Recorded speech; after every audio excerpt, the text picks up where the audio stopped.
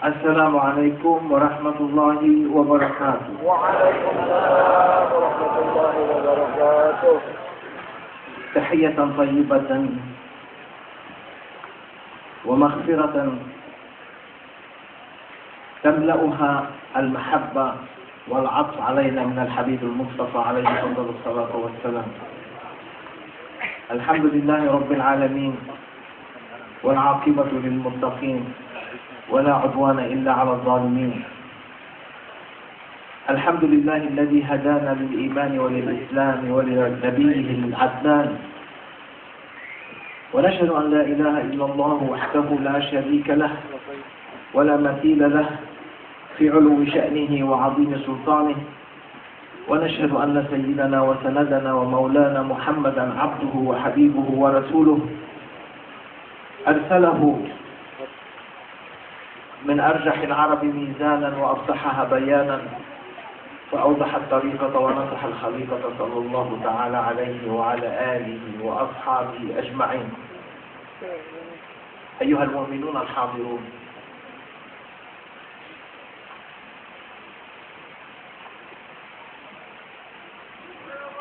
أشهدكم جميعا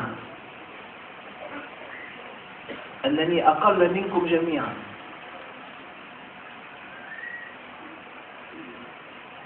ولا أستحق أن أكون حذاء في أرجلكم،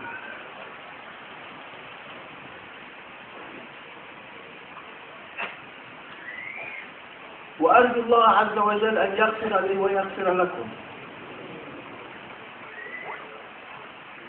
على قوله الكريم في كتابه العظيم: ولو أنهم إذ ظلموا أنفسهم جاءوك فاستغفروا الله واستغفر لهم الرسول لوجدوا الله توابا رحيما. جئناك يا سيدي يا رسول الله، جئناك ضعفاء لا حيلة لنا، جئناك مذنبين لا قيام لنا، كمستغفرين نطلب الرحمة والعفو، فتشفع لنا عند الله عز وجل بأن يغفر لنا. والله لا نستحق شيئا إلا محبتك يا حبيب الله، نحبك يا رسول الله، نحبك يا حبيب الله، يا سيد الرسل، فاشهدوا أنني قد طلبت الغفران من الله عز وجل ومن الرسول صلى الله عليه وسلم ومنكم. وعلى هذا الأساس ما يلهم على قلبي أتكلم به، وإلا لست بشيء، فأنا مثل العدم، ونحن كلنا عدم، والحقيقة هي الرسول النبي الكريم سيدنا محمد صلى الله عليه وسلم، هي الحقيقة والنور الذي أرسله الله تعالى للعالمين، شفيع المذنبين، سيد الرسل، يا حبيب الله.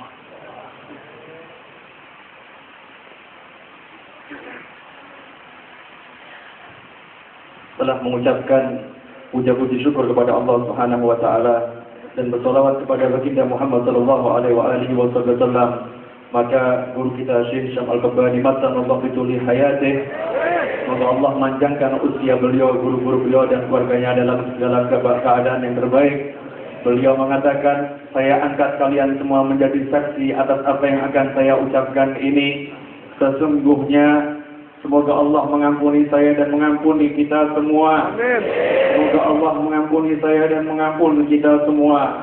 Allah Ta'ala di dalam Al-Quran telah mewahyukan yang artinya, walau annahum idzalamu anfusahum, seandainya saat mereka itu menzalimi diri mereka sendiri dengan berbuat dosa kepada Allah Ta'ala, kemudian mereka mendatangi dirimu wahai Nabi Muhammad sallallahu alaihi wasallam Mereka mendatangi dirimu wahai Rasulullah, kemudian mereka minta ampun kepada Allah, dan engkau mintakan ampun untuk mereka kepada Allah. Tentu mereka akan mendapati Allah itu maha menerima taubat dan Allah maha mengampuni dosa-dosa. Karena itu, pada malam hari yang mulia ini, ya Rasulullah, kami semua mendatangimu ya Rasulullah. Kami penuh dengan dosa dan kami tidak punya apa-apa ya Rasulullah. Kami tidak punya amal apa-apa ya Rasulullah. Kami tidak berhak mendapatkan apa-apa ya Rasulullah. Hanya saja kami mencintaimu ya Rasulullah. Kami semua mencintaimu ya Rasulullah. Karena itu mintakanlah ampun untuk kami kepada Allah Subhanahu wa ta'ala. Berikanlah syafaatmu kepada kami semua ya Rasulullah. Karena kami adalah orang-orang yang penuh dengan kekurangan ya Rasulullah. Hadirin yang dimuliakan Allah Subhanahu wa ta'ala,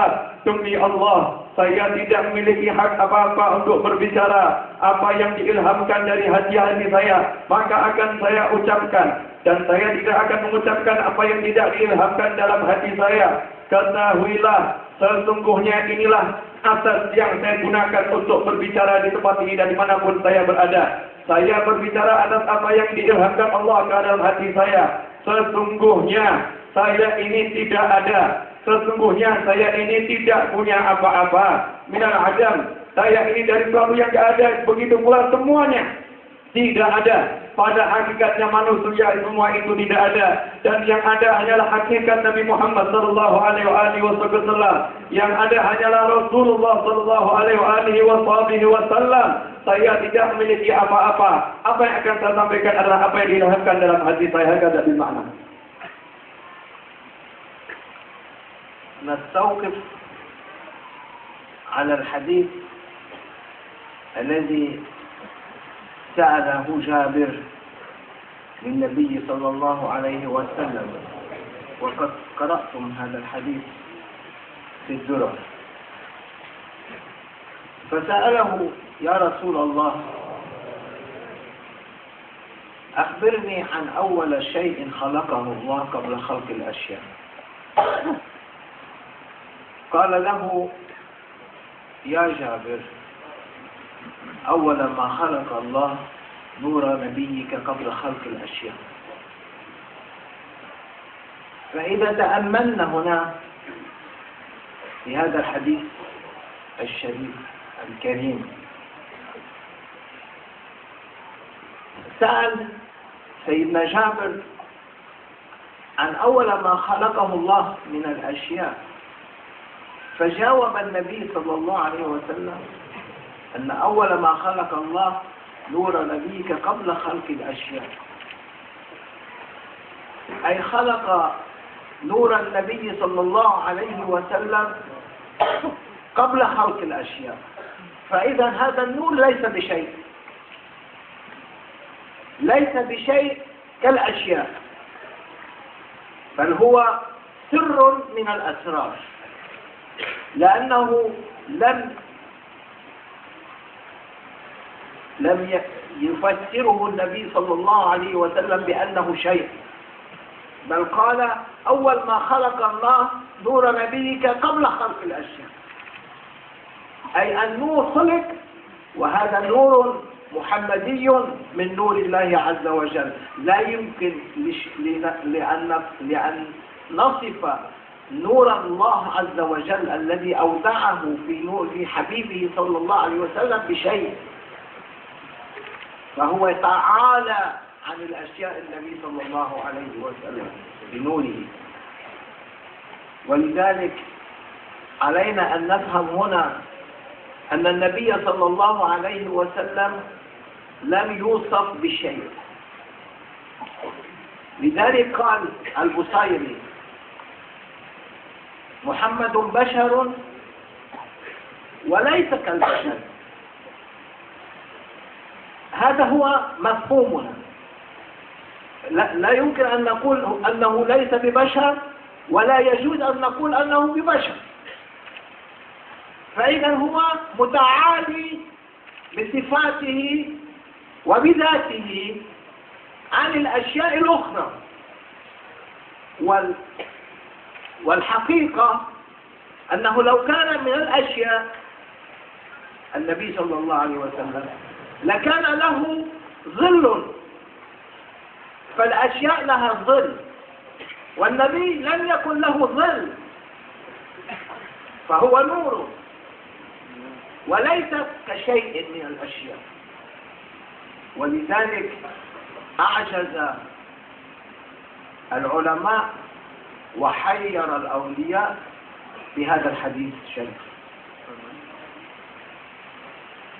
Hadirin yang dimuliakan Allah Subhanahu wa taala, mari kita bersama-sama merenungkan sabda Nabi Muhammad sallallahu alaihi wasallam kepada Sayyidina Jabir radhiyallahu taala anhu yang tadi sama-sama telah kita baca di dalam Maulid Durar, di mana Sayyidina Jabir bertanya kepada Nabi Muhammad sallallahu alaihi wasallam, "Wahai Rasulullah, apakah yang pertama kali diciptakan oleh Allah Subhanahu wa taala?" Sesuatu apakah yang pertama kali diciptakan oleh Allah Subhanahu wa taala? Qala ya Jabir, inna Allah khalaqa qabla al-asya'i nura nabiyyika Muhammadin sallallahu alaihi wasallam min nurih.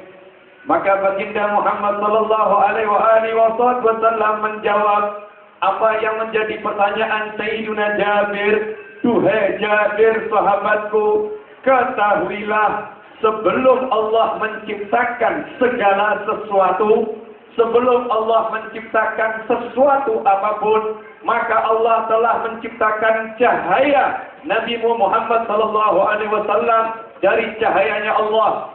Mari kita renungkan ucapan Nabi sallallahu alaihi wasallam dalam hadis ini, di mana Rasulullah telah menyatakan sebelum Allah menciptakan segala sesuatu, Allah menciptakan cahaya Rasul Muhammad sallallahu alaihi wasallam. Mari kita renungkan pelan-pelan dan pahami dengan baik, karena bahasa dalam hadis ini merupakan rahasia penciptaan yang tiada tara, yang luar biasa, yang tidak semua orang memahami. Yang mana tadi di akhir Syekh Hisham mengatakan akalnya para awliya wassalihin kebingungan dan ketika berusaha untuk memahami sabda Nabi Muhammad sallallahu alaihi wasallam yang berikut telah kita sebutkan bersama-sama. Rasul menyatakan sebelum diciptakan segala sesuatu, Allah menciptakan cahaya beliau. Ini berarti cahaya beliau bukanlah sesuatu. Cahaya beliau bukanlah sesuatu yang sama dengan segala sesuatu.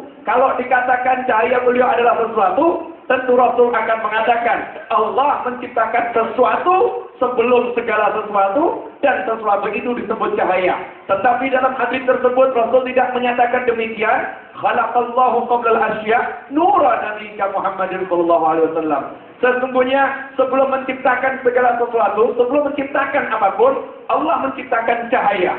Dan cahaya itu berasal dari cahayanya Allah. Karena itu tidak mungkin ada satu manusia pun, ada satu makhluk pun yang bisa mensifatkan bagaimana cahayanya Allah yang dititipkan di dalam cahayanya Nabi Muhammad sallallahu alaihi wasallam. Cahaya yang tidak terpisah dari cahayanya Allah Subhanahu wa taala. Hadirin yang dimuliakan Allah Subhanahu wa taala, karena itulah Nabi Muhammad sallallahu alaihi wasallam kedudukan beliau di atas segala sesuatu, karena beliau tercipta dari cahaya, yang cahaya itu bukan bagian dari sesuatu. Makanya tidak ada sesuatu pun yang dapat menyamai bahkan mengungguli Nabi Muhammad sallallahu alaihi wasallam, yang dapat menyerupai baginda Muhammad sallallahu alaihi wasallam. Karena itu Rasulullah tidak bisa layu sabbi syai', tidak bisa disifatkan dengan sesuatu apapun.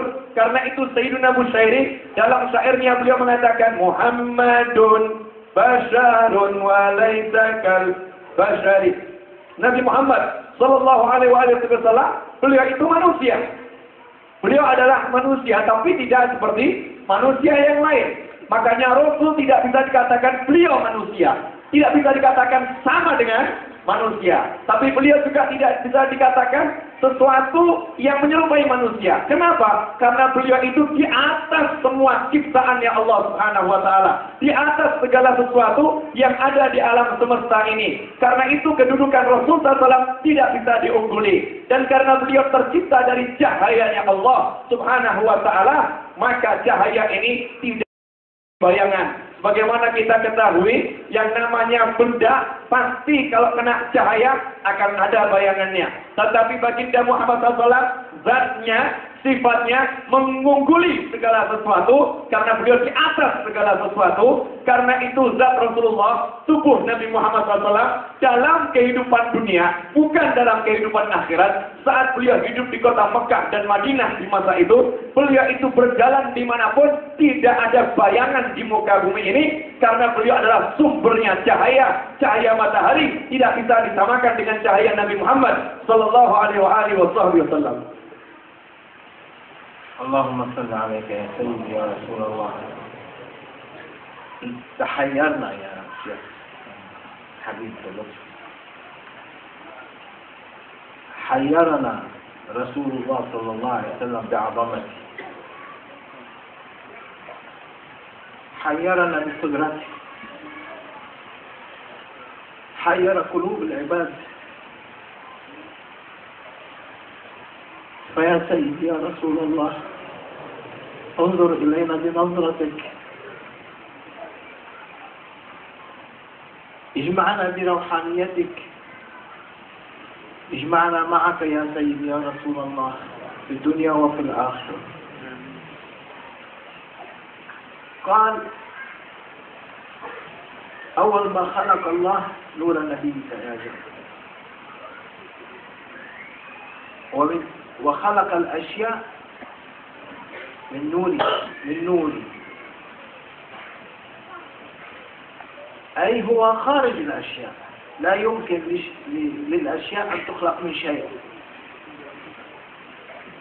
ولكن نور الله عز وجل خلق الأشياء منه، وهذا تنزل الله عز وجل بنوره إلى مقام حبيبه المصطفى. ذلك النور تنزل حتى تمكن الرسول صلى الله عليه وسلم من تحمل ذاك النور، وهو النور الذي خلق منه الأشياء. وأول ما خلق القلم ثم العقل، ثم جعل هذا النور يدور في القدرة الإلهية في بحر القدرة، ومنه تفرعت الأشياء وخلق الخلائق. فإذا هنا الموضوع الحساس أن النبي صلى الله عليه وسلم من نوره خلق الأشياء، وأول خلق كان للقلم. ولماذا القلم؟ ومن هو القلم؟ هل يحتاج ربنا أن يخلق قلما كالقلم الذي نضعه في جيوبنا؟ من هو القلم؟ يقول سيدنا عبد القادر الجيلاني قدس الله سره: القلم هو النبي صلى الله عليه وسلم الذي به كتبت الوقائع، التي به كتبت الحروف والكلمات على اللوح المحفوظ.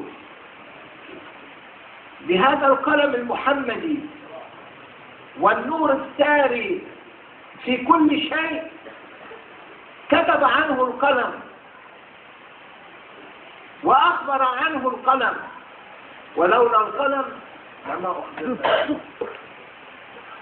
فلذلك النبي صلى الله عليه وسلم هو ذاك القلم الرباني الذي ألبسه الله عز وجل من نوره حتى أصبح منه تتفجر ينابيع الحكم والإدراكات، الإدراكات التي لا يمكن إدراكها إلا لمن ألبس من صفات الله عز وجل. وقد ألبسه الله عز وجل من النور الإلهي، وهذا النور الإلهي الذي أضاء الكون. الكون كان في ظلمة، الله سبحانه وتعالى خلق نور المحمدي فأضاء الكون، وظهرت النجوم، وظهرت كل الجالكسي، المجرات، وكل المجرات ظهرت في الكون من نور النبي صلى الله عليه وسلم. فقدروا أيها الإخوان أيها الأحباب عظمة النبي صلى الله عليه وسلم بحضرة ربه عز وجل، فمن نوره خلق كل شيء. وهذا يحير العلماء ويجعلهم لا ينظرون إلى أنفسهم الذي هو النور الذي قال اللهم لا تكلني إلى نفسي طرفة عين ولا أقل من ذلك. كيف لبني آدم أن يرفعوا عيونهم أو ينظروا إلى عيون النبي صلى الله عليه وسلم وهم لابسين صفات ذميمة وأخلاق كريهة، وعلينا التخلص من هذه الصفات بالتوبة والرجوع إلى حضرة النبي صلى الله عليه وسلم حتى يأخذنا إلى حضرة الحق عز وجل ليغفر لنا ذنوبنا ويفتح على قلوبنا من هذه الأسرار، من هذه الحقائق الإلهية الربانية. Beliau tadi mengatakan saya bingung, Habib. Orang-orang soleh juga bingung. Termasuk sekarang malam hari ini saya juga bingung menerjemahkan apa yang beliau sampaikan ini. Tidak mudah. Semoga saya nggak salah menerjemahkannya ya. Insyaallah karena ini amanah. Doakan saya bisa menerjemahkan minimal apa yang beliau pahami bisa saya sampaikan dan dengan semua serta saya bisa memahaminya. Beliau mengatakan cahayanya Rasulullah Shallallahu Alaihi Wasallam tadi kan diciptakan sebelum segala sesuatu. Ya, sebelum segala sesuatu. Kemudian bagaimana mungkin segala sesuatu ini akan bisa menyerupai Nabi Muhammad SAW, sedangkan segala sesuatu itu sendiri diciptakan dari cahayanya Nabi Muhammad SAW. Allah menciptakan Nabi Muhammad SAW sebelum segala sesuatu. Yang diciptakan adalah cahaya Nabi Muhammad SAW. Kemudian dari cahaya ini Allah ciptakan segala sesuatu. Semua makhluk, semua ciptaannya Allah itu berasal dari cahayanya Nabi Muhammad SAW. Sedangkan cahayanya Nabi Muhammad SAW berasal dari cahayanya Allah. Bagaimana cahayanya Allah ini bisa masuk ke dalam diri Nabi Muhammad SAW? Cahayanya Allah ini merendah. Cahaya Allah ini merendah. Dan Allah tidak disebabkan dengan kerendahan. Artinya cahayanya merendah agar cahaya ini bisa masuk ke dalam zatnya Nabi Muhammad SAW. Agar Nabi Muhammad SAW mampu menampung cahaya Allah tersebut.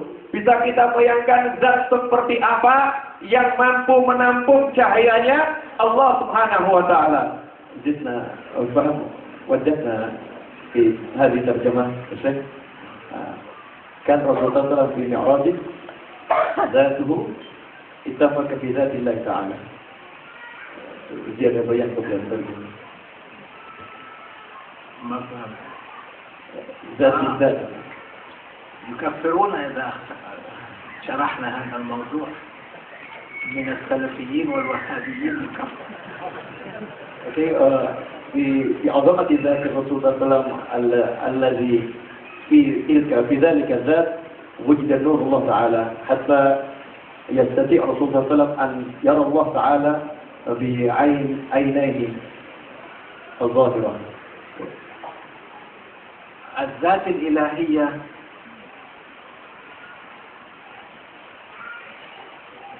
الذات والأسماء والصفات.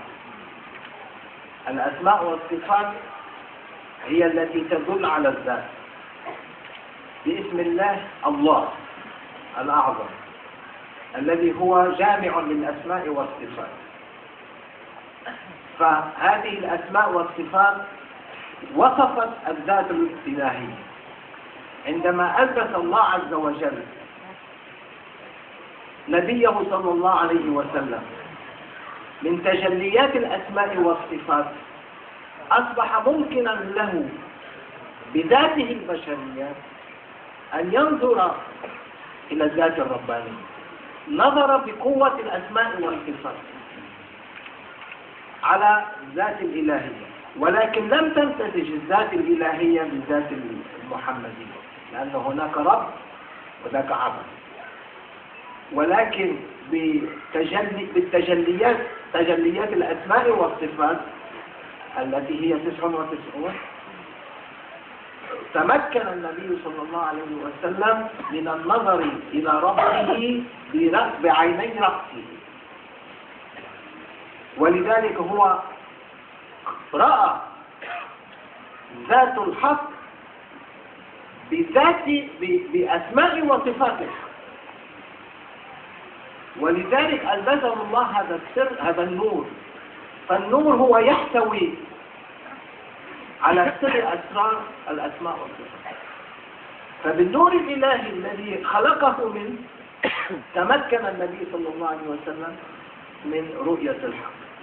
أما موسى عليه السلام لم يتمكن من رؤية الحق عز وجل، لأنه لم يلبسه ذاك النور، لأنه هو خلق من نور النبي صلى الله عليه وسلم،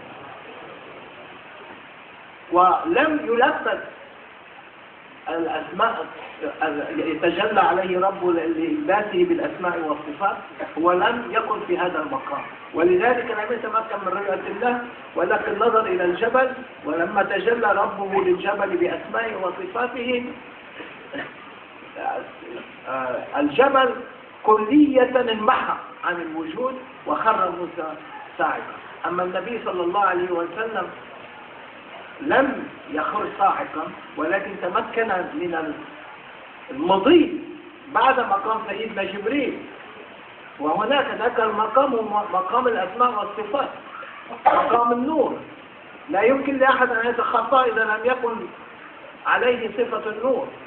فبذاك النور الإلهي وصل النبي صلى الله عليه وسلم إلى ما بعد قاب قوسين أو أدنى، لأن الذات تكون في قاب قوسين أو أدنى. الذات الإلهية في كلما تقدم النبي في مقام قاب قوسين أو أدنى يوجد هناك مقام آخر يقال عنه قاب قوسين أو أدنى، أقرب وأقرب وأقرب، ولا يمكن لانتهاء عدد مقامات قاب قوسين أو أدنى. مش ليس فقط قاب قوسين أو أدنى مقاما واحدا، بل هو متعدد. كلما تقدم النبي إلى مقام قاب قوسين أو أدنى خلق الله عز وجل مقام قاب قوسين أو أدنى آخر إلى ما لا نهاية، حتى يوم القيامة هناك في كل لحظة مقام قاب قوسين أو أدنى يتقدم فيه النبي صلى الله عليه وسلم. فرأى ربه بعيني رأسه بقوة تجليات الأسماء والصفات عليه من الله عز وجل. Gak usah kita terjemahin ya? Hah?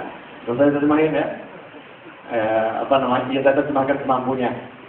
Mohon maaf tadi saya di tengah-tengah penerjemahan saya bertanya apa yang saya tanyakan ini, insya Allah tadi Syekh Jibril Yafrah ya, insya Allah beliau dapat tambahan ilmu, dan juga para ulama yang ada di sini insya Allah juga mendapatkan ziyadatul ilm, tambahan ilmu ya, yang susah. Waktu saya nanya tadi, beliau ngomong nih kalau saya terangkan nanti orang-orang Wahabi dan Salafi bisa mengkafir-kafirkan kita semua. Ya. Jadi begini, ini ringkasnya aja. Ringkasnya saja. Beliau ini Masya Allah fitul hayatih berusaha untuk menjelaskan kepada saya, kepada Anda, kepada kita semua. Kita ini punya Nabi sallallahu yang luar biasa. Punya Nabi yang luar biasa. Semua Nabi mulia, tapi Nabi kita ini luar biasa. Gak main-main. Alam semesta itu semua, kalau gak ada Rasulullah SAW, ya gak ada. Anda, saya, gak ada Rasul, gak ada. Surga, neraka, gak ada Rasul, gak ada. Tapi beliau sampaikan dengan runtut dari awalnya. Sampaikan dengan runtut dari awalnya. Ini kalau bahasa syarah hadisnya begitu.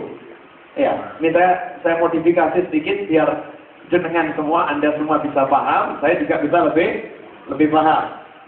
Nah, ketika Allah Ta'ala menciptakan cahayanya Rasulullah SAW, dari cahayanya Allah, itu sesuatu yang tidak bisa diterangkan dengan akal. Bagaimana cahayanya Allah itu bisa masuk ke dalam diri Rasulullah SAW, sedangkan cahayanya Allah ini tidak bisa disifatkan sesuai dengan makhluk. Cahayanya Allah itu bukan makhluk, bukan ciptaan, tapi bagian dari Allah Subhanahu wa Ta'ala. Bagaimana cahayanya Allah ini bisa diterima oleh Nabi Muhammad SAW? Maka di situ diperlukan Rasul yang luar biasa, dan di mana cahaya Allah juga menurunkan cahaya tersebut sehingga kuat ditampung oleh zat Nabi Muhammad Sallallahu Alaihi Wasallam. Adalah kemudian cahayanya Allah ini pada cahayanya Nabi Muhammad Sallallahu Alaihi Wasallam. Contoh sederhana. Ini kalau saya bilang lampu nih, lampu-lampu yang menyala, lampu yang menyala. Ini kan cuma bagian dari listrik ya, dari listrik. Bayangkan tuh kalau listriknya semua dikasih lampu yang gedenya luar biasa, sumber listriknya juga gede, sorotannya besar atau kecil? Besarnya luar biasa. Nabi Muhammad SAW ini sumber listriknya, cahayanya itu Allah Subhanahu wa Ta'ala. Bisa dibayangkan tidak kekuatan cahayanya seperti apa kira-kira? Gak mungkin bisa diukur dengan apapun. Siapapun yang berusaha menjelaskan, siapapun yang berusaha mengungkapkan, siapapun yang berusaha untuk terus merenungkan, pasti kebingungan. Kenapa bingung? Karena dahsyatnya luar biasa. Subhanallah, dahsyatnya luar biasa. Sehingga lisan ini keruh, nggak bisa ngomong lagi. Yang ada cuma terpana, subhanallah, subhanallah, dan mengucapkan sholawat saja kepada Nabi Muhammad SAW. Makanya tadi kita lihat, beliau, rahimahullah Allah bituli hayatih, terdiam, pindah posisi duduk, dari atas, pindah ke sini, kemudian beliau menangis, karena beliau mengagumi dan mencintai, beliau memuliakan zat Muhammadiyah SAW, zatnya Rasulullah SAW, memuliakan Rasul dengan semulia-mulianya. Beliau yakin sadar bahwasanya seluruh ciptaannya Allah itu kecil, gak ada apa-apanya. Bayangkan, setelah Allah ciptakan cahaya tersebut, dari cahayanya Rasul SAW ini, baru Allah ciptakan semua makhluk. Pertama kali yang Allah ciptakan adalah al-qalam, pena. Pena ini yang pertama kali diciptakan oleh Allah, wal aql dan akal. Nah, pena ini diciptakan oleh Allah. Apakah Allah butuh pena untuk nulis seperti itu? Lalu apa itu pena? Man huwal qalam? Siapa itu pena yang dimaksud oleh Allah Ta'ala? Sayyiduna Syekh Abdul Qadir Al-Jilani rahimahullah di dalam kitabnya Sirrul Asrar, beliau menjelaskan yang dimaksud dengan al-qalam, yang dimaksud dengan pena, yaitu adalah Nabi SAW. Rasulullah itu sendiri, Rasulullah penanya, pena yang pertama kali diciptakan Allah adalah Rasulullah.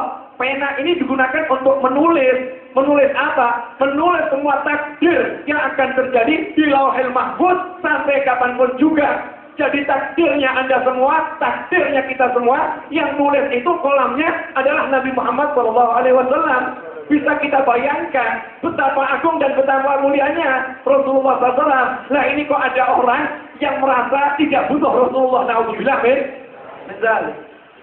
Ini al-qalam buat Nabi SAW. Ini pena. Beliau pena yang menulis takdir. Nah, kemudian baru dari cahaya pena ini, kemudian dari akal ini, barulah diciptakan dengan kolam tadi, ditulis diciptakan ini, diciptakan ini, diciptakan ini, diciptakan ini, diciptakan ini, diciptakan ini, dengan pena tersebut. Segala sesuatu baru tercipta, tingkatan cahayanya di bawah lagi. Kalau yang pertama cahayanya Allah turun dari cahayanya Rasulullah SAW. Cahayanya Rasul, ya kemudian turun jadi ciptaan macam-macam. Dari macam-macam, jadi makhluk-makhluk kita ini. Dan setiap tingkatan itu beda-beda. Sampai kepada kita semua. Nah, bayangkan matahari, rembulan, bintang-bintang. Itu dulu gelap gulita, gak ada. Alam semesta itu gelap. Begitu muncul cahayanya Nabi Muhammad SAW, maka alam semesta ini menjadi terang benderang. Semua galaksi itu menjadi kelihatan, menjadi ada, karena adanya cahaya Nabi Muhammad SAW. cahaya yang seperti inilah yang akan membuat para aulia wa sholihin kebingungan. Para aulia wa sholihin, mereka itu menjadi mulia karena mereka itu mendapatkan limpahan cahaya tersebut. Nah kita ini yang kotor, yang hina, yang penuh dosa, yang bodoh, yang penuh sifat az-zamimah, sifat-sifat yang buruk ada dalam diri kita. Kok kita ini merasa saya mampu lihat cahaya tersebut? Mampu enggak kira-kira? Kita yang kotor nih punya merendahkan diri ya. Ngajar kita tawadhu, sadar diri. Sadar diri. Jangan ngaku-ngaku mampu melihat Nabi Muhammad sallallahu alaihi wasallam. Beliau mengatakan orang yang punya sifat az-zamimah, sifat-sifat yang buruk. Kita ini sifatnya kan banyak yang buruk nih. Gak usah lihat orang lain. Mau lihat Rasulullah SAW, mau lihat cahaya tersebut, gak gampang, ada syaratnya. Syaratnya bagaimana? Ya harus dibuang tuh sifat-sifat yang buruk. Cara buangnya bagaimana? Ya dengan tobat, dengan istighfar, dan dengan bagaimana? Ya deketin cahaya tersebut. Siapa cahayanya? Nabi Muhammad SAW. Nah kalau kita deketi An-Nur wa Rasul SAW, kita mendekati Rasulullah. Ya nanti kita lama-lama bisa lihat Nabi Muhammad SAW. Kenapa? Karena kita akan dapat percikan cahaya semakin besar. Sehingga mata kita ini layak untuk memandang Nabi Muhammad SAW. Kemudian tadi saya bertanya, bagaimana ketika Mi'raj Rasul bertemu dengan Allah Subhanahu wa taala? Beliau berikan jawaban yang panjang dan lebar, jawaban yang cukup indah. Ringkasnya, karena dalam diri Nabi Muhammad SAW itu ada nur ilahi, ada nur rabbani, cahayanya Allah Subhanahu wa taala ada dalam diri Nabi Muhammad sallallahu alaihi wasallam, maka Rasul mampu melakukan sesuatu yang tidak mungkin bisa dilakukan oleh makhluk yang lain, yaitu apa? Dengan zatnya Nabi Muhammad SAW yang sudah diberi sifat-sifatnya Allah, diberi asma-asma Allah, 99 asma Allah itu sudah melekat dalam diri Nabi Muhammad SAW. Sifat-sifatnya Allah itu sudah diamalkan dalam kehidupan Nabi Muhammad SAW, diberi bagian dari tajalli sifatul asma, maka beliau itu bisa memandang Allah Ta'ala dengan zatnya Allah. Caranya bagaimana? Karena dalam diri Rasul ada nurnya Allah. Kekuatan nur inilah yang membuat Rasul bisa memandang Allah Subhanahu wa ta'ala. Lain dengan Nabi Musa alaihissalam. Karena Nabi Musa termasuk bagian dari makhluk-makhluk yang lain yang diciptakan dari cahaya Nabi Muhammad SAW. Sehingga cahaya yang dimiliki Nabi Musa dalam diri Nabi Musa tidak sama dengan cahaya yang dimiliki oleh Rasulullah SAW. Kenapa? Karena Nabi Musa cuma bagian dengan segala kebesaran, kemuliaan beliau, Nabi Allah yang mulia, beliau ini bagian dari cahayanya Nabi Muhammad SAW. Makanya dalam kehidupan dunia, Nabi Musa ketika minta untuk melihat Allah Ta'ala, maka Allah bertajalli kepada gunung. Gunung itu bukan cuma hancur, gunung itu musnah sampai ke dasar-dasarnya, rata dengan tanah. Nabi Musa pun saat itu jatuh tersungkur, beliau pingsan tak sadarkan diri, karena dalam diri beliau tidak ada nur robbani seperti yang dimiliki Nabi Muhammad sallallahu alaihi wasallam. Kemudian Rasul SAW ketika Mi'raj melebihi malaikat Jibril alaihissalam sampai kepada alam nurani, alam yang sifatnya nur, maka Rasul dengan tajalli sifat wal asma dan dengan nur Allah yang ada dalam dirinya, Rasul terus mendekat, dan dengan pendekatan tersebut Rasul dengan kedua bola matanya, bagaimana paham Ahlus Sunnah wal Jamaah, dapat melihat Allah Subhanahu wa taala di alam dunia ini sebelum di akhirat nanti. Hakadza wallahu alam bil ma'na. Alhamdulillah.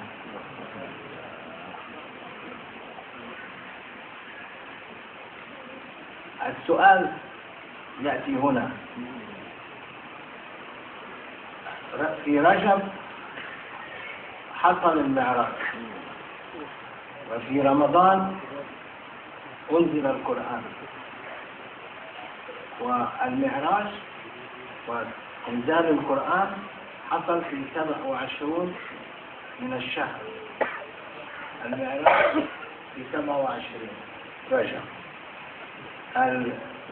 إنزال القرآن حصل في 27 من رمضان.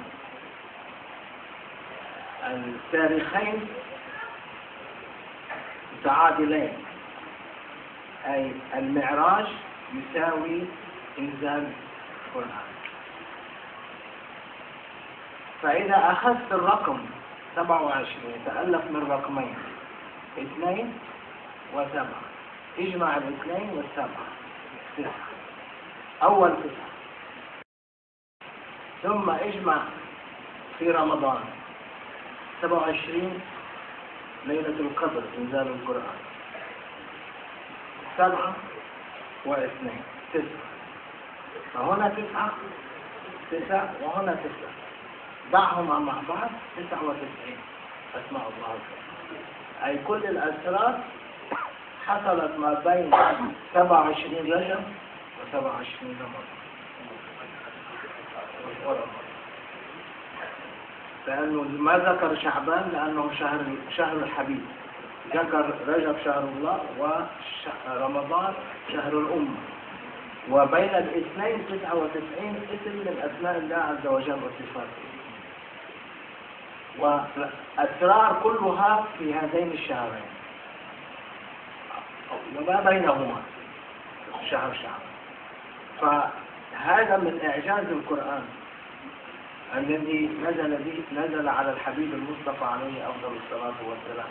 وهذا يعطي مثل وقوة يعني يقال أن النبي صلى الله عليه وسلم رأى ربه بعيني رأسه، أي رأى ربه بذاته، ورأى ذات الله الذي أراد الله له أن يرى ما رأى من التجليات التي ألبس بها ما بين 27 رجب إلى 27 رمضان. أي 9 مع 9 99 أسماء الله الحسنى ألبس بها النبي صلى الله عليه وسلم حتى تمكن من وصول إلى ما وصل إليه. وهو لا يزال في ذاك المكان. روحانية من روحانيته موجودة في ذات المقام. هو في كل لحظة عنده معراج، ولا يمكن أن يقطع المعراج عن النبي صلى الله عليه وسلم. إذا كان هكذا ومفهوم المعراج هكذا، لماذا لم تذكر الآية سورة الإسراء تسمى بالمعراج؟ سميت بالإسراء. لماذا لم تسمى بالمعراج سورة المعراج أو سورة المعارج؟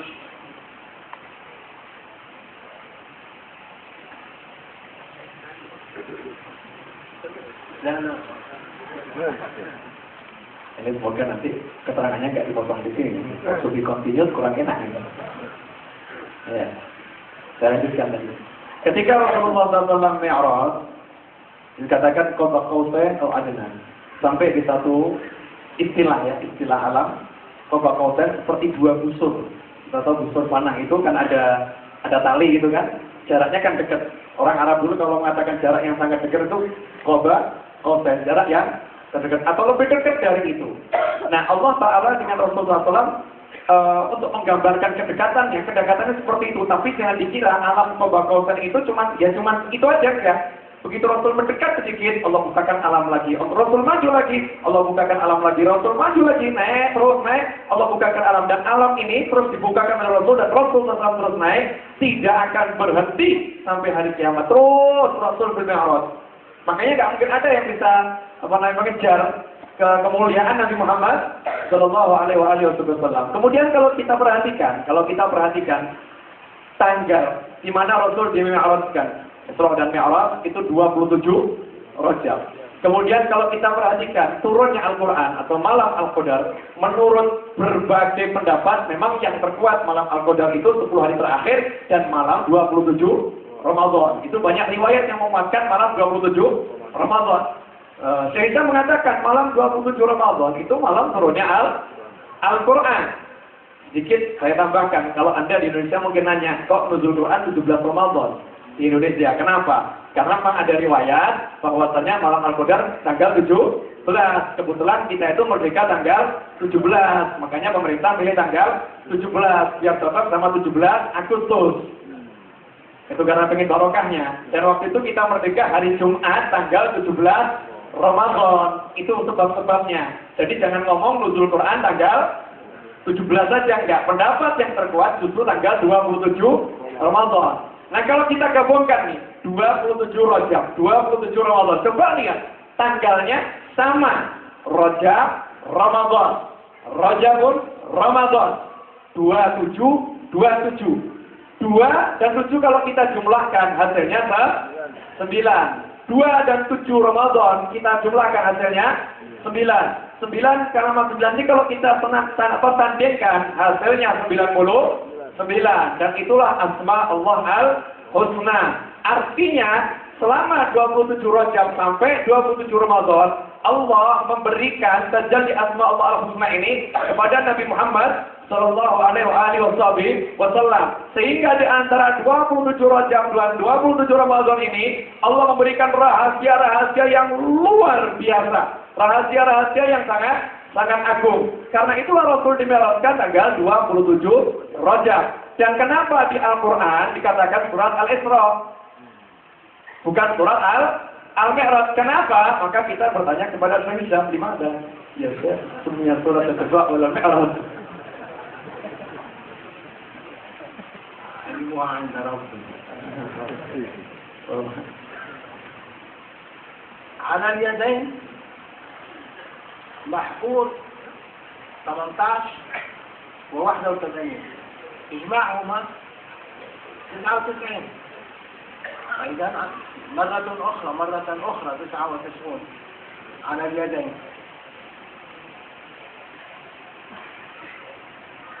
في هنالك سر في رقم 9 في الأرقام، علوم الأرقام التي اشتهر بها المسلمون.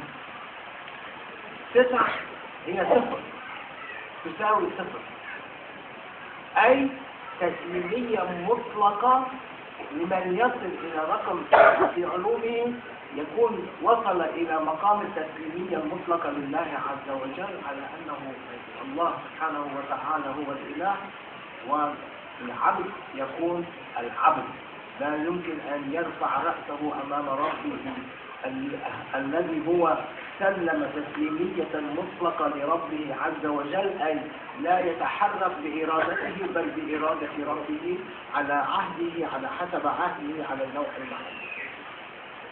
كثير من بعض الأولياء وصلوا إلى هذا المقام، ونرجو الله عز وجل أن يوصلنا جميعا إلى هذا المقام. أما تسمية سورة المعراج لم تسمى بسورة المعراج. قال الله عز وجل: سبحان الذي أسرى بعبده ليلا، سبحان سبح نفسه بنفسه بذاته، هو يقول بذاته سبحان الذي، سبحاني ما أعظم شيء، سبح نفسه بنفسه، لأن الإسراء في حد ذاته هو معجزة كبيرة. كيف لمخلوق أن يمكنه أن يمشي في الهواء ما بين السماء والأرض بدون أي تأثير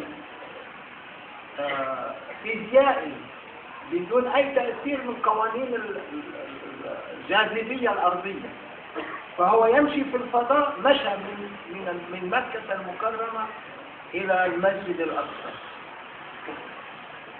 بدون أي واسطة إلا بواسطة البراق. هل البراق تعلق بقوسين أو أدنى؟ لا، فإذا لا لزوم البراق أيضا. من حمل البراق؟ هل البراق حمل النبي أو النبي حمل البراق؟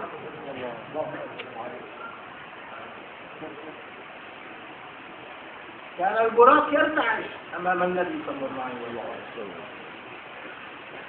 الإسراء أي يا عباد الله، أنتم حتى تصلوا إلى مقام العروج يجب أن تصلوا إلى مقام التسليمية المطلقة في دنياكم، ولذلك لا يمكن لفتح أبواب العلوم والحقائق الربانية التي والمعرفة التي تجلى الله بها عز وجل على نبيه صلى الله عليه وسلم وأنتم في الدنيا، لأن المعراج هو للآخر. المعراج هو متوجه إلى الآخرة، ما توجه إلى الدنيا. المعراج الإسراء توجه من الدنيا إلى دنيا، من مكة إلى مسجد الأقصى. أما المعراج لم يتمشى، لم يمشي في الكون في الأرض، أما مشى صعد من الأرض، أي ترك الدنيا واتجه نحو الآخرة. من يترك الدنيا ويتجه نحو الآخرة يمكنه أن يعلم ما هو المعراج الحقيقي. ولذلك الأولياء لهم معارج على قدر استطاعتهم، لذلك ظهرت منهم علوم كما في الجزء ظهرت علوم لا يمكن إظهارها الآن، ظهرت على أيديهم، في قلوبهم. فإذا سمي الإسراء لأنه سرى في الليل من مكان إلى مكان في حد الدنيا. أما عندما أنت تترك الدنيا وتتصل بالرب تمشي إلى الآخرة، إنا لله وإنا إليه راجعون. مش فقط وقت الموت إنا لله وإنا إليه راجعون، في كل لحظة من لحظات حياتنا يجب أن نقول إنا لله، نحن لله عز وجل، ربنا يملكنا، نحن لا نملك شيئا، نحن مستسلمين لإرادة ربنا. فإذا استسلمنا لهذه الإرادة وأقرينا بها أصبحنا راجعين إلى الله عز وجل، إنا لله وإنا إليه راجعون. رجعنا هناك، عندما نرجع هناك نلتحق مع النور. من هو النور؟ النبي صلى الله عليه وسلم يأخذ من يلتحق به يأخذه معه، فنرجو الله عز وجل أن يأخذنا معه. فهذا لذلك لم تسمى المعراج، سميت في سورة الإسراء لأنه سنة في حد الدنيا، المعراج في حد الآخر. Ya, ini apa namanya? PR lagi buat saya ini, soal bisa lagi ya, insyaallah. Soal wala haula wala quwwata illa billah. Tangan kita, telapak tangan. Ini kalau telapak tangannya normal itu sekarang ada angka 18, jadi 81. Jadi kalau dijumlah 99. Ya, lagi-lagi 99. 99 tadi asma Allah al-husna. Nah, ternyata kalau kita lihat dalam ilmu huruf, ya ilmu huruf itu ada di Islam itu ada ilmu huruf, ilmu arqam. Kalau yang nggak tahu ya nggak tahu, ada Bajadul Hawazin seperti Ibn Arabi dalam kitabnya Futuhatul Ilahiyah, beliau itu menyebutkan rahasia huruf alif itu kalau dimasuk ada alamnya sendiri. Dan dari angka ilmu angka. Dari angka tersebut 1 sampai 9. 9 itu angka yang tertinggi. Kalau dalam ilmu angka ini angka 9 itu sama dengan 0. Makanya kalau udah 9 kembali ke 0. Ya kan 1 2 3 4 5 6 7 8 9 0, bukan 10 tapi 0. Jajaran angka kan 10 itu dari 1 ke 0. Maka 9 ini yang tertinggi itu sama dengan 0. Di situ ada isyarat orang yang sudah mengenolkan dirinya. Sudah mengenolkan dirinya, sadar dirinya itu bukan siapa-siapa, sadar dirinya nggak punya apa-apa, dan sadar dirinya itu tidak mampu berbuat apa-apa. Pokoknya dia nggak bisa apa-apa sama sekali, 0. Kemudian dia itu mau mempelajari sifat-sifat Allah yang ke-99 tersebut, maka dia akan meningkat, naik ke alam yang tinggi, terus akan meningkat. Dia akan diangkat derajatnya oleh Allah Subhanahu wa ta'ala. Dan dalam surat Al-Isra, kenapa tadi tidak disebut surat Mi'raj? Ya yang tahu kata beliau, ilmuha inda Rabbi, yang tahu ilmunya hanyalah Allah Subhanahu wa ta'ala. Tetapi di situ ada pelajaran subhanallazi asra bi'abdihi ila akhirih, di mana Allah itu zat yang maha agung, zat yang maha besar, Allah dengan zatnya bertasbih. Bertasbih itu kalau bahasa kita, dulu kita di sekolah diajarkan, kalau melihat sesuatu pemandangan yang indah kita ucapkan Subhanallah. Kita lihat sesuatu yang menakjubkan kita ucapkan Subhanallah. Lalu bagaimana Allah Subhanahu wa taala takjub dengan Isra dan Mi'raj? Bagaimana Allah takjub? Karena Allah takjub dengan zatnya Allah. Allah mentakjubi dirinya Allah sendiri. Allah mentakjubi kebesarannya sendiri. Di mana Allah mampu memperjalankan Nabi Muhammad SAW dari Masjidil Haram di Mekah ke Masjidil Aqsa di Palestina. Dan ini perjalanan yang luar biasa. Bukan perjalanan di muka bumi, di darat, bukan. Tapi perjalanan di udara. Tanpa menggunakan sesuatu. Mungkin kita berpikir, Rasul kan pakai sesuatu. Pakai kendaraan. Kendaraannya namanya buruk. Pertanyaan. Sebetulnya Rasul itu naik buruk, dibawa oleh buruk ke Masjidil Aqsa, atau Rasul naik buruk hanya untuk memuliakan buruk, sebetulnya buruknya yang dibawa oleh Nabi Muhammad SAW. Yang mana kira-kira? Sedangkan dalam hadis, ketika buruk itu dihadapkan kepada Rasul SAW, buruknya itu gemeter. Ya, buruknya gemeter. Nah, kenapa buruknya gemeter? Ya, bilmana, wallahu alam, hikmah. Ya, buruk tahu, ini Nur ini cahaya yang luar biasa. Ini beliau sendiri sudah luar biasa. Kok saya disuruh jadi kendaraan yang memang buruknya yang mau dimuliakan. Kemudian Rasul naik buruk ini. Jadi siapa yang kira-kira? Rasul dibawa buruk atau buruk bawa Rasul? Buktinya ketika Rasul Mi'raj, ya, buruk itu nyampe ke Kebun Kautsar atau tidak? Tidak. Jangankan buruk, malaikat Jibril aja mundur. Malaikat Jibril berkata, kalau saya melangkah satu jengkal saja, satu mili saya melangkah, saya akan terbakar. Lantaraktu itu Jibril alaihissalam akan terbakar saya dengan nurnya Allah Subhanahu wa taala. Lalu apa mungkin buruk itu mampu menembus suatu alam yang malaikat Jibril saja tidak mampu alaihissalam? Berarti kebesarannya Nabi Muhammad SAW ini melebihi buruk itu sendiri. Nah, kita sementara ini kadang menyangka Rasul itu bisa perginya karena buruk. Memang untuk sunnatullah, karena Rasul selalu tawadhu merendahkan diri, untuk sunnatullah harus ada alatnya, ada syariatnya. Nah, perjalanan Isra ini dari dunia ke dunia. Makanya dia dikatakan Isra, perjalanan di muka bumi, bukan Mi'raj. Kalau Mi'raj itu perjalanan dari dunia ke akhirat. Maka di situ ada sebuah pelajaran. Orang-orang yang soleh al-arif billah, mereka itu sampai derajat makrifat yang tinggi karena mereka berjalannya itu bukan cuma dari dunia ke dunia. Mereka sudah bisa meninggalkan dunia.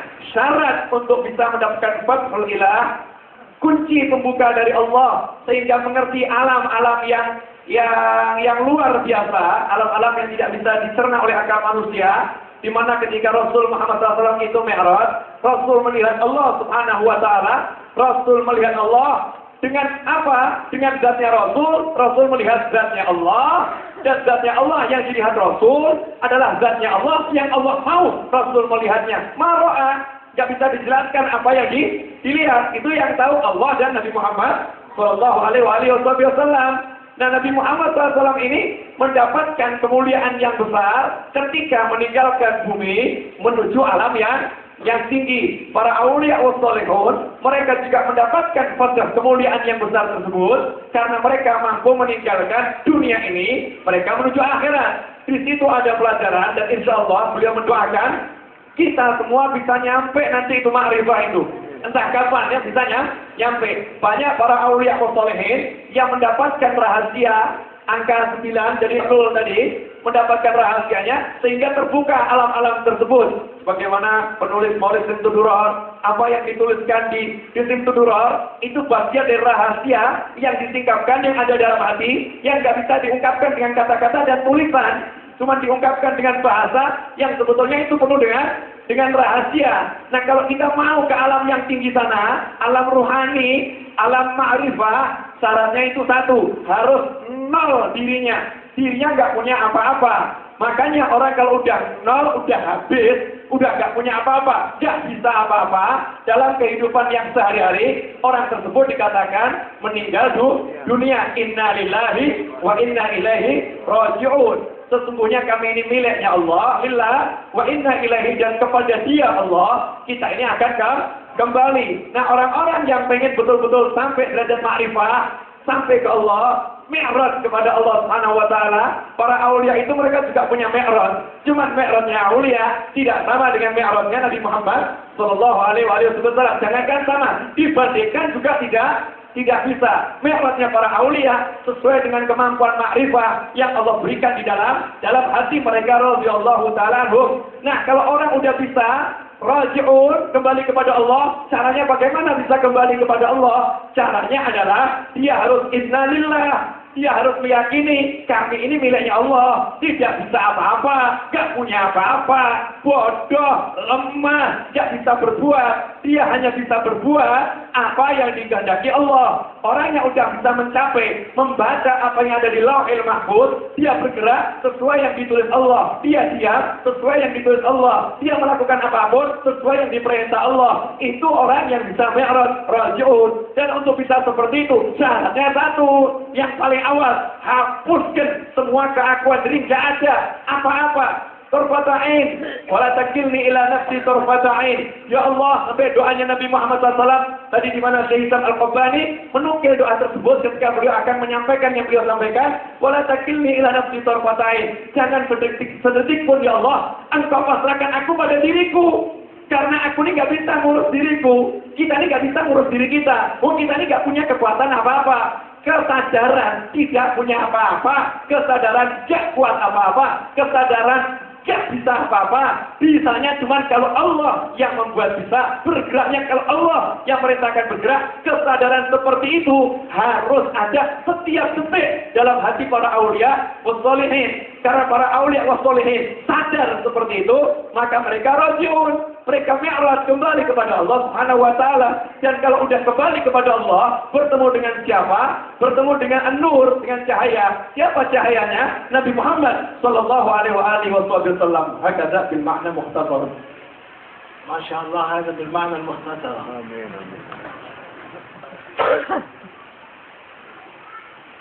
Subhanahu wa ta'ala qala Allahu nurus samawati wal ardh. Allah subhanahu wa ta'ala أخبر الله نور. من النور هنا؟ والنبي صلى الله عليه وسلم. الله نور السماوات والأرض. تنزل بإعطاء مثل. الله نور السماوات والأرض مثل نوره كمشكاة فيها مصباح. أي الله سبحانه وتعالى تنزل بنوره. الله نور السماوات والأرض لأن السماوات والأرض لا يمكنها أن تتحمل نور الله. ولذلك أول ما خلق نور النبي، حتى منه خلق كل شيء حتى تتحمل الأشياء. نور النبي لا يمكنه أن يتحمل نور الحق عز وجل. ولذلك قال الله نور السماوات والأرض مثل نوره. أي معنى أي تنزل، أصبح أعطى مثلا لتوصيف نوره بنور فيها مصباح. هذا في كمشكاة موجودة فيها أنوار كثيرة، منها نور فيها الوسط المصباح الذي هو نور الذي نور المشكاة.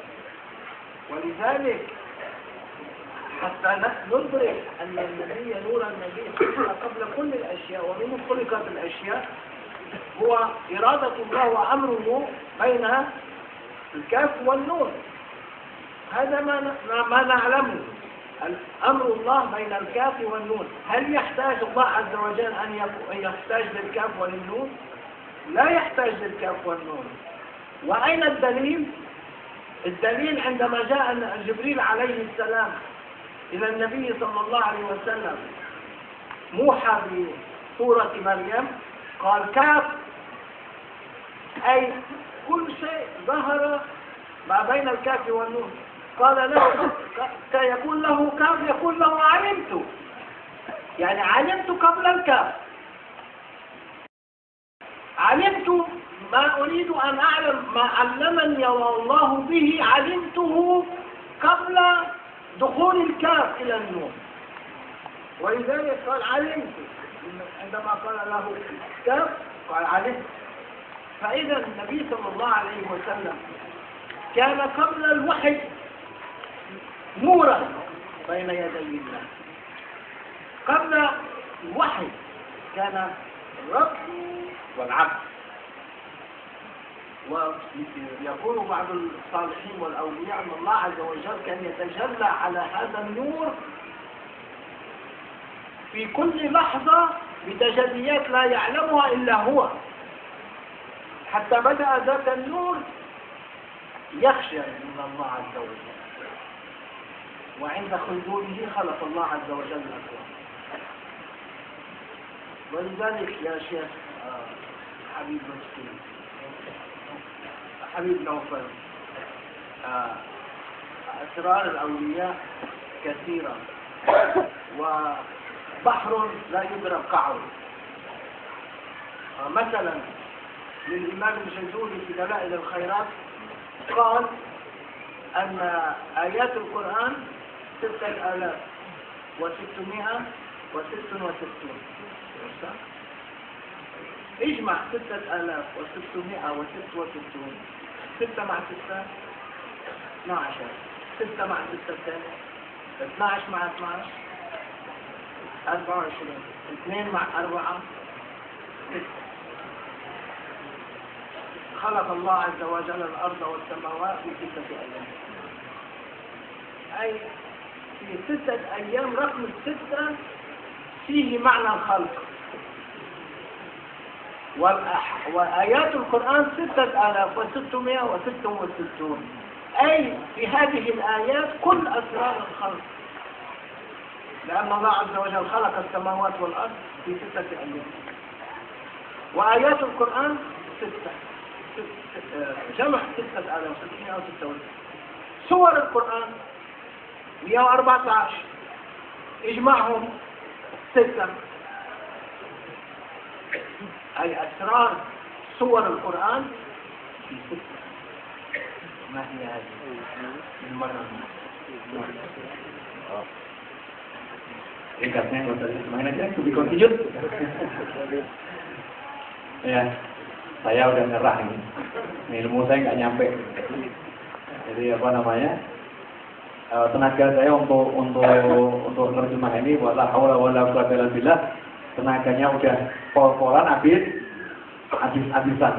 Ini apa yang beliau sampaikan suatu yang luar biasa. Ringkasnya aja yang di akhir saja. Ringkasnya yang di akhir tentang rahasia Al-Quran. Ini kalau yang tadi diterjemahkan semua, nanti antum mulangnya jam 1. Singkat aja. Yang akhir beliau mengatakan coba renungkan saja, coba direnungkan. Jadi cahayanya Allah Subhanahu wa taala itu sebelum ada segala sesuatu, Allah menciptakan cahaya Nabi Muhammad sallallahu alaihi wasallam. Betul kan? Kemudian di Al-Qur'an Allah menyatakan Allahu nurus samawati wal ardh. Allah cahaya 7 lapis langit dan bumi. Pertanyaannya, apakah cahayanya Allah itu 7 lapis langit dan bumi mampu menampung cahayanya Allah? Kira-kira mampu enggak? Tidak mampu. 7 lapis langit dan bumi tidak akan mampu menampung cahaya Allah Subhanahu wa taala. Makanya terus cahayanya Allah yang dimaksud itu siapa? Ya seperti kalau di Duror itu di qasidah-qasidah kan disebutkan wan nuru ya dil hairina diyauhu. Wan nur yaitu Nabi Muhammad sallallahu alaihi wasallam. Jadi yang dimaksudkan nur, sedangkan bahkan ada ayat Al-Qur'an yang menjelaskan an-nur yaitu Nabi Muhammad sallallahu alaihi wasallam. Jadi cahayanya Allah adalah Rasulullah. Cahayanya Allah adalah Rasulullah. Allah pengen mengatakan masalun nurihi, perumpamaan cahayanya Allah bukan bukan perumpamaan cahayanya Allah yang Allah itu bukan, tapi perumpamaan cahayanya Allah yang diberikan kepada Nabi Muhammad sallallahu alaihi wasallam, alladzi yuda fi Nabi sallallahu alaihi wasallam an-nur, masalun nurihi, permisalan nurnya seperti kalau ada suatu di rumah itu ada temboknya ada kotak tempat untuk naruh lentera ya. Tempat naruh lenteranya itu ada kaca, di dalam kacanya itu ada ada lampu, tintir kalau dulu ya, lampu. Nah, cahayanya itu yang di tengah-tengah, yaitulah Nabi Muhammad sallallahu alaihi wasallam. Dari cahaya di tengah itu kemudian memancar ke kaca, memancar kemana-mana, menerangi semuanya. Cahayanya Rasul ini dari cahaya beliau diciptakan segala sesuatu. Lagi-lagi saya bisa mengatakan bagaimana cahayanya Rasulullah yang kita paham dulu. Cahayanya seperti apa? Allah dan hamba. Segala sesuatu belum ada. Ingat, segala sesuatu belum ada. Kalau Allah ada sejak dahulu kala, Allah ada selama-lamanya. Wal awal wal akhir. Allah itu cahayanya menciptakan cahayanya Rasulullah SAW. Allah menciptakan cahayanya Nabi Muhammad SAW. Belum ada segala sesuatu. Terus apa yang diperbuat oleh cahaya yang diciptakan oleh Allah ini? Apa yang diperbuat? Cahaya tersebut menerima tajallinya Allah Subhanahu wa taala. Cahaya tersebut menerima tajallinya Allah Subhanahu wa taala. Saya nggak paham, jenengan juga nggak paham. Pokoknya didengarkan saja. Ya, karena kalamnya orang soleh, kalam solihin fihil asrar. Ucapannya orang soleh itu ada rahasianya. Mudeng nggak mudeng, nanti hatinya mudeng. Ya, paham nggak paham, yunawwirul qulub. Kalamuhum yunawwirul qulub. Ucapan mereka itu bisa membuat hati jadi bercahaya. Jadi nggak usah nggak paham. Ya udah nggak usah paham. Ini nggak dituntut paham. Cuman kita mau diterangkan bagaimana kebesaran cahaya Nabi Muhammad sallallahu alaihi wasallam. Cahaya beliau ini Allah bertajalli kepada cahaya tersebut dalam waktu yang tidak terkira, nggak ada yang ngerti. Dan tajallinya Allah itu bagaimana? Kalau gunung saja kena tajallinya Allah sedikit dari tajalli Allah hancur lebur. Nah, cahayanya Rasul ini bagaimana mampu menampung tajallinya Allah Subhanahu wa taala selama waktu yang Allah hanya yang tahu, yang ada hanyalah Allah dan nur Nabi Muhammad SAW. Wala ajya, tidak ada yang lain. Yang lain tidak ada. La Jibril, wala Mikail, wala Israfil, wala Jannah, wala Nar, wala Malaika, wala Ins, wala Jin. Tidak ada semuanya. Yang ada nur Rasul, wallah Ta'ala. Nur Rasul, wallah Ta'ala. Allah dan nurnya Nabi Muhammad SAW. Bayangkan siraman tajallinya Allah pada nur ini. Jadi nur satu ini yaitu Nabi SAW itu kira-kira mulianya seperti apa? Ketika nur ini merasa malu kepada Allah, maka saat itulah dari nur tersebut baru diciptakan makhluk-makhluk yang lain. Dan tadi dikutip di awal, yang pertama kali diciptakan adalah Al-Qalam, yaitu Nabi Muhammad SAW menulis takdirnya seluruh makhluk dengan kehendaknya Allah Subhanahu wa taala. Dan dikatakan bahwasanya amruhu bainal kaf wan nur. Perintahnya Allah bainal kaf wan nur. Perintahnya Allah itu di antara huruf kaf dan nun. Pertanyaannya, apakah Allah itu butuh huruf kaf dan nun untuk mengatakan jadilah? Apakah butuh kalimat jadi? Wala yahtad ilal kaf, wala yahtad ilal nur, wala yahtad ilal nun. Allah enggak butuh. Iradanya Allah ingin apa ya jadi, nggak butuh waktu, nggak butuh perantara apapun. Dan itu dibuktikan ketika malaikat Jibril alaihissalam itu menyampaikan wahyu kepada Nabi Muhammad SAW. Kaf ha ya ain qad. Tidak mengucapkan kaf, Rasul mengucapkan alif tu, ha alif tu, dan seterusnya. Rasul mengatakan kaf, aku udah ngerti. Kenapa? Karena rahasia sebelum huruf kaf itu diucapkan, Rasul udah ngerti apa itu maksudnya huruf kaf. Yang dimaksud Allah juga Rasul udah paham. Nah, untuk penjelasan yang lebih jauh, nanti untuk pertemuan yang akan datang. Kami continue. Insyaallah. Karena wallahu a'lam. Nih, sekarang mumpung saya ada di sini ya, kita minta doa kepada beliau semua ya. Doa khas minkum ya Syekh. Nah, kemudian rahasia. Sudah ingat kan? Syekh Islam ini beliau kan nggak tahu bahasa Indonesia ya. Cuman tadi saya kelewatan karena menjelaskan ini kelewat tidak menjelaskan tentang 6.666. Beliau paham. Tadi belum diterjemahkan tuh yang 6.666. Nah, terus gimana itu? Kok bisa tahu? Kok bisa tahu? Saya kasih rahasia lagi mau nggak? Saya tadi waktu saya bilang cukup ya, saya terangkan yang akhir saja gitu kan? Yang mau saya terangkan yang 6.666. Yang tadi saya jelaskan itu saya udah lupa. Saya nggak ngerti mau ngomong apa, lupa. Ini apa tadi yang disampaikan di awal ya? Karena saya nggak nyatet apa-apa. Cuman yang tadi la haula wala quwata illa billah, tiba-tiba di hati blok nih ngomong begini. Makanya saya nggak pernah takut kalau terjemahkan beliau. Jadi orang bodoh saja enak. Ya, nanti beliau sebetulnya terjemahkan itu bukan saya, yang terjemahkan juga beliau, cuman pinjam lisan saya. Curang ya. Al-Mutarjim antum ya Syekh. Di lisan. قلنا للجماعة في الحقيقة المترجم أنتم بس ظاهرا باللسان. Cuma lisan saya dipakai sama beliau. Nah, makanya saya bisa. Sebetulnya saya tidak bisa karena memang nggak punya apa. Al-Quran katanya seorang ulama mengatakan bahwasanya jumlah ayat di dalam Al-Quran itu 6.666.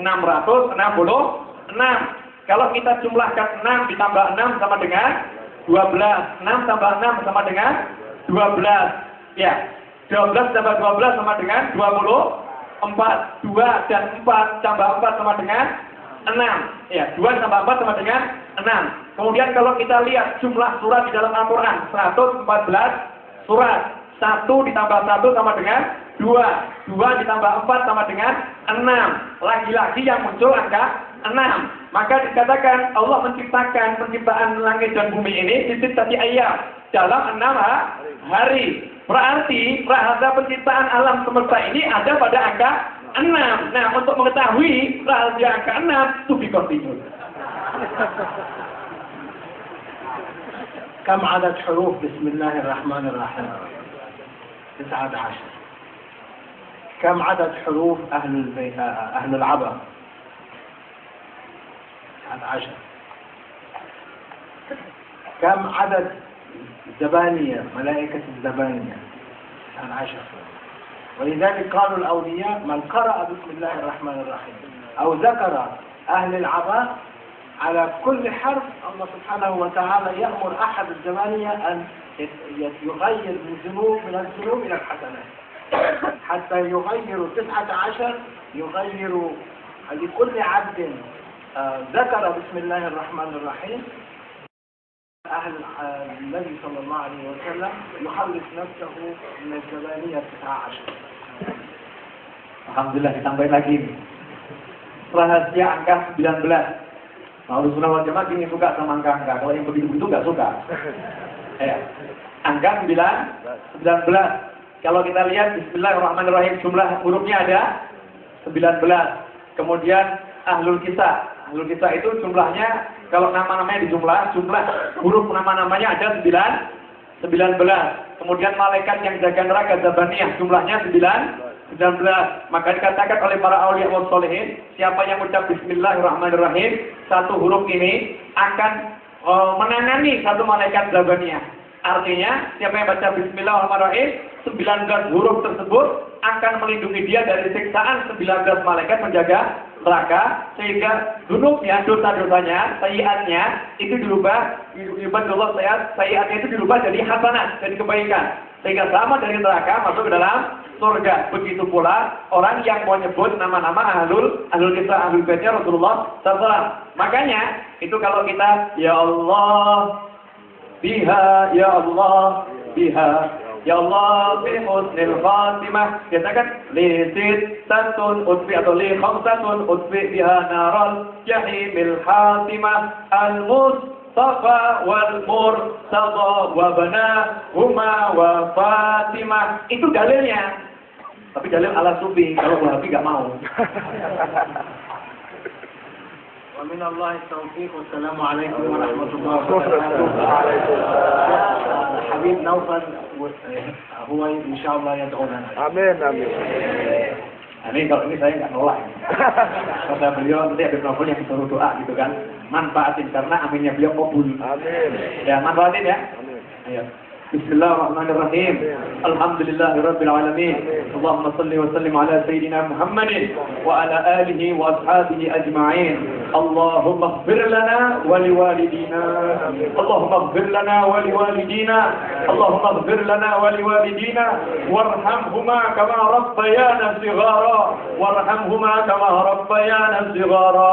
Rabbana hab lana min azwajina wa dhurriyyatina qurrata a'yun واجعلنا للمتقين إماما واجعلنا للمتقين إماما ربنا هب لنا من الصالحين اللهم ارزقنا ذرية طيبة برحمتك يا أرحم الراحمين اللهم لك الحمد شكرا ولك المن فضلا وأنت ربنا حقا ونحن عبيدك رقا وأنت لم تزل لذلك أهلا اللهم يا ميسر كل عسير ويا جابر كل كثير ويا صاحب كل فريد ويا مغني كل فقير ويا مقوي كل ضعيف ويا مأمن كل خائف يسر علينا كل عسير يسر علينا كل عسير وسيسر العسير عليك يسير اللهم يا من لا يحتاج إلى البيان والتفسير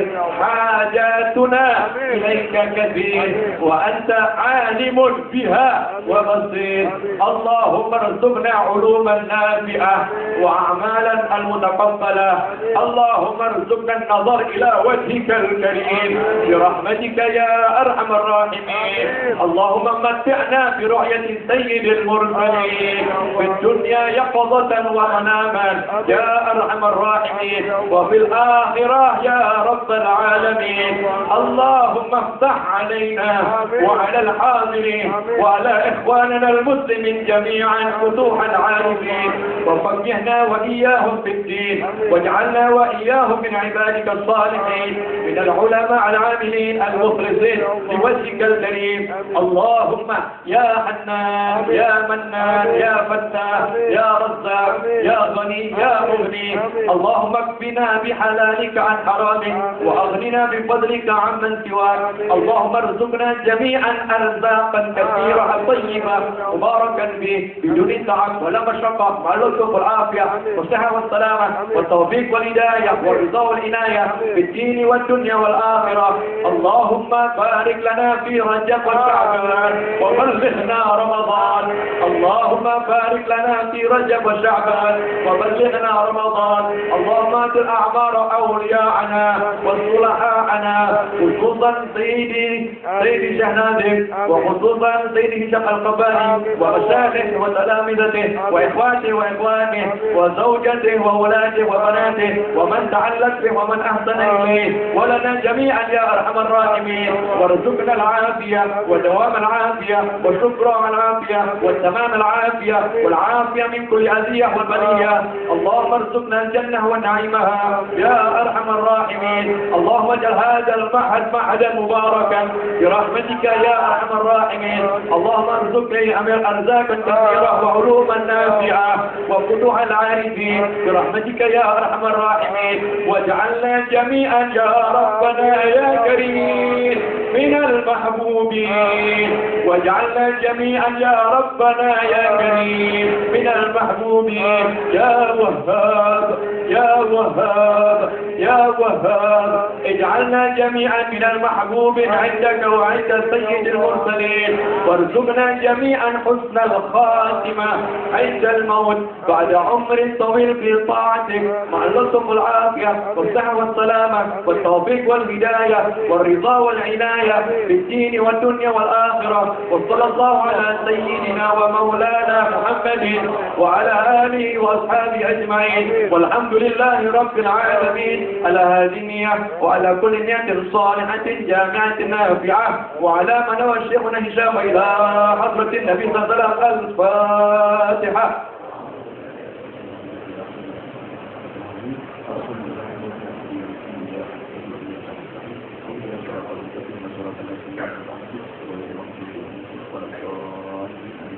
Kurang lebih mohon maaf. Wabillahi taufiq wal hidayah. Wassalamualaikum warahmatullahi wabarakatuh.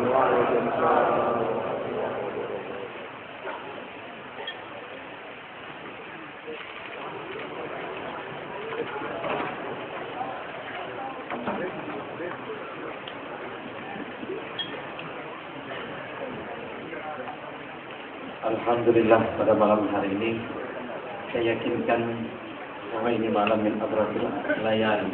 Amin. Malam yang penuh berkah. Amin. Insyaallah saya mengucapkan terima kasih dan syukur kepada Allah Subhanahu wa taala dan mohon maaf para ulama, para asatidzah dan para guru sekalian. Di belakang saya persis ini ada al-mukarram yaitu Bapak Kiai Sayyidin Afir. Insyaallah nanti akan menyampaikan tawisnya pada setiap bulan sekali malam Jumat. Amin. Amin.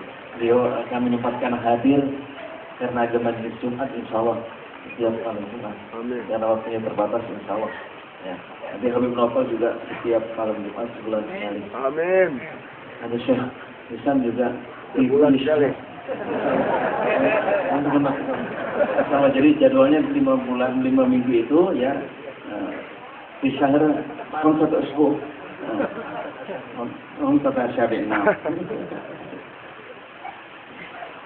Mudah-mudahan apa yang menjadikan hakikat kita datang ke tempat ini Allah jadikan semuanya. Apa yang kita mohonkan Allah berikan keberkahan kepada Bapak. Semua rahasia-rahasia nur Allah bukakan pada malam hari ini. Segala suluk, segala nur dan hikmah barakatnya Allah turunkan kepada malam hari ini. Insya Allah kita tidak akan merugi dan tidak akan menyesali. Semuanya ini menjadikan kesetiaan kita, menjadikan wasilah bertemu dengan Nabi kita Muhammad SAW. Ini keluarga besar Pondok Pesantren sudah menyiapkan ala kadarnya untuk santapan jasmani. Tadi gizaur roh, sekarang gizaur jasad. Insya Allah jasad kita supaya agak tertib karena ini orang banyak, berikan kesempatan untuk yang mengaturnya. Amin ya rabbal alamin. Wabillahi taufiq wal hidayah. Assalamualaikum warahmatullahi wabarakatuh. Harap berdiam diri sebentar.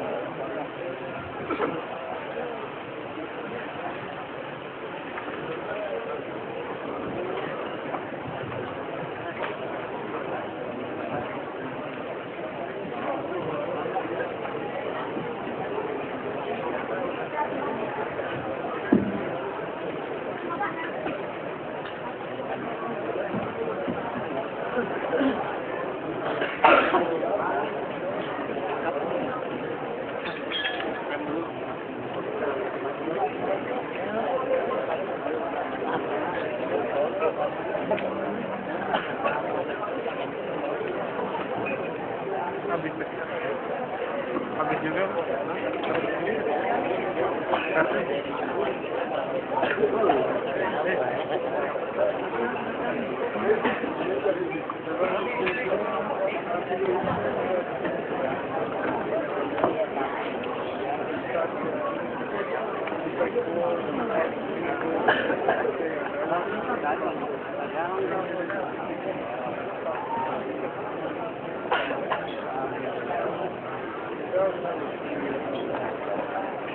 Kak.